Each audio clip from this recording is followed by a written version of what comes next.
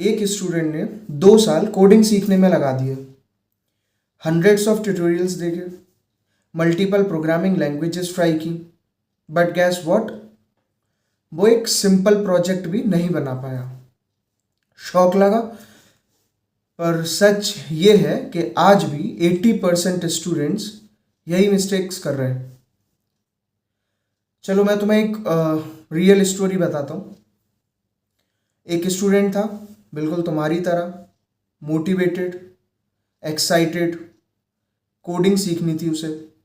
उसने स्टार्ट किया पाइथन से, रोज यूट्यूब पे ट्यूटोरियल्स देखता था, नोट्स बनाता था, सब कुछ परफेक्ट लग रहा था।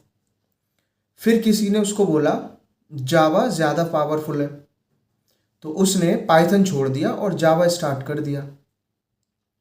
फिर किसी ने बोला सी प्लस प्लस से लॉजिक स्ट्रांग होता है, उसने फिर स्विच कर दिया।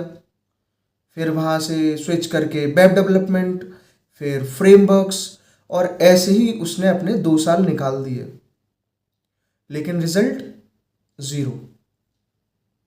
तो क्या रीज़न रहा?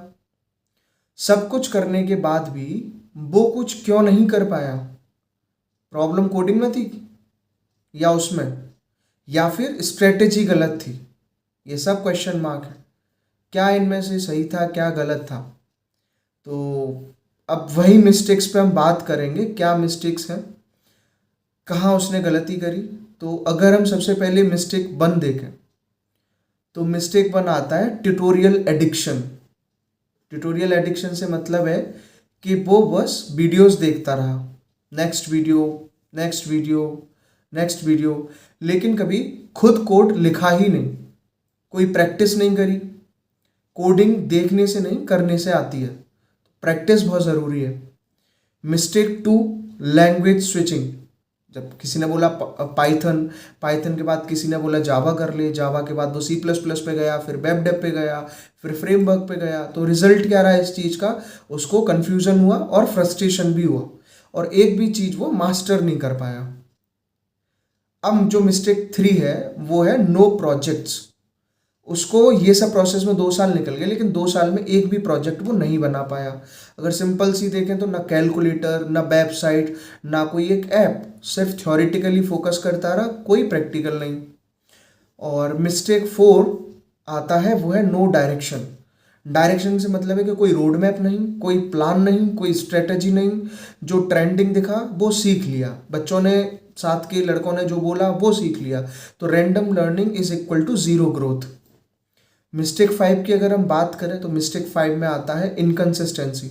कभी 5 दिन कोडिंग, फिर 5 दिन गैप, फिर कुछ कर लिया, तो इससे कोई भी स्किल बिल्ड नहीं होने वाला है।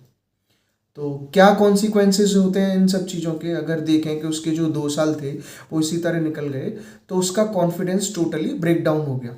उसने सोच लिया कि कोडिंग उसके बस की बात नहीं है, बट रियलिटी क्या थी? कोडिंग डिफिकल्ट नहीं थी, उसका अप्रोच गलत था। फिर एक दिन उसने डिसाइड किया, बस अब और नहीं। उसने सब कुछ सिंप्लीफाई किया, अपने अकॉर्डिंग स्ट्रेटजी बनाई, और सारी चीज़ें अपनी स्ट्रेंथ और वीकनेस पे काम करने के बाद उसने एक लैंग्वेज चूज़ करी। ठीक है, डजेंट मैटर वो पाइथन, जावा या कोई और लैंग्वेज। और फिर एक स्पेसिफिक लैंग्वेज चूज़ करने के बाद उसने रोज़ थोड़ा थोड़ा प्रैक्टिस स्टार्ट करी, छोटे छोटे प्रोजेक्ट्स बनाना स्टार्ट किया। स्टार्टिंग में टफ लगा, एरर्स भी आए, फ्रस्ट्रेशन भी हुई, लेकिन इस बार उसने गिव अप नहीं करा, और वो एक चीज़ की मास्टरी में लगा रहा, एक प्रोग्रामिंग लैंग्वेज क्लियर करने में लगा रहा। ये उसका एक अच्छा पॉइंट था। तो इसी तरह अगर आप कोडिंग सीखना चाहते हो, तो आपको कुछ चीज़ें फॉलो करनी पड़ेंगी। आपको सबसे पहले एज अ बिगिनर एक ही लैंग्वेज पे स्टक रहना है। एक लैंग्वेज चूज करो, Python, Java, C plus plus. Basics strong करो, लाइक लूप्स, कंडीशंस, लॉजिक। रोज प्रैक्टिस करो, 1 घंटा भी इनफ है। छोटे प्रोजेक्ट बनाओ, and learn by doing, not by just watching. ठीक है, तो ये सिंपल प्रैक्टिस है, और ये सिंपल लगता है पर 90% स्टूडेंट इसको फॉलो नहीं करते हैं। तो ये सब चीज़ें ध्यान में रखनी है। और अब एक क्वेश्चन, कि क्या तुम वही मिस्टेक्स कर रहे हो? और अगर कर रहे हो तो आज ही इस चीज़ को इम्प्रूव करो, और अपना जो आपका इतने 1 साल 2 साल जो इस चीज़ में जाएगा, सेम कहानी आपकी भी रिपीट हो जाएगी। इसीलिए कोडिंग डिफ़िकल्ट नहीं है, गलत स्ट्रेटजी उसको डिफ़िकल्ट बना देती है। स्टार्ट स्मॉल, स्टे कंसिस्टेंट, और इस बार राइट वे में कोडिंग सीखो। और ऐसे ही अगर ये वीडियो आपको हेल्पफुल लगा तो इसको लाइक करो, चैनल पे नए तो शेयर करो और सब्सक्राइब करो। और अगर आप चाहते हैं इस तरह की बहुत सारी टेक्निकल गाइडेंस तो उसके